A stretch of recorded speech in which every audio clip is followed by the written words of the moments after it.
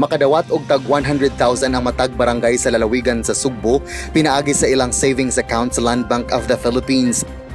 Ang maong kantidad ang magsilbi nga seed capital alang sa pagpatuman sa Sugbusog program.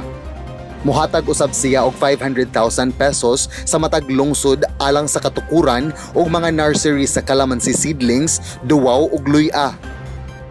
Busa sa atong mga mayor, mo-download kita og 500,000 pesos alang sa pagpasiugda usab sa tagsa-tagsa ninyo ka local government units sa Sugbusog LGU level.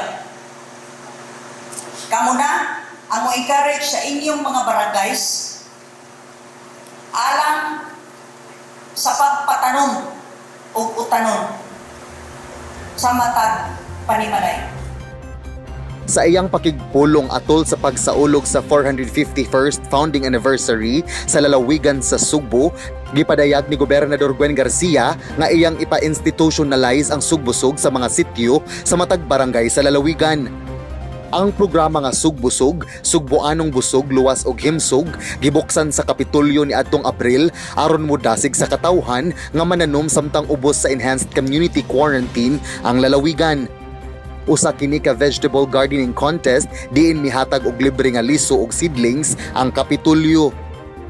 And so, we have seen the positive impact of encouraging people to plant vegetables sa tagsa-tagsa nila na panimalay. Sa pagkakaroon ni ani na ang kadaghanan, di na kinahanglan mo palit pa ug tanong. And as you know, we have been encouraging a healthy lifestyle which starts with a healthy diet.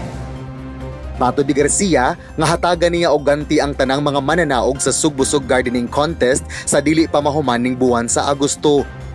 Mapasalamaton siya sa mga board members nga maoy nangunay sa pag-evaluate sa mga misalmot sa maong programa. We initiated the Sugbusog program months ago. This was a competition that covered households as well as puroks. Thereafter, the provincial grand champions for the household category, backyard or containerized, and the purok category, backyard or containerized, will be awarded together with our town district winners by the end of this August. Alang sa balita sa Sugbo, kini si John Fredson Granada.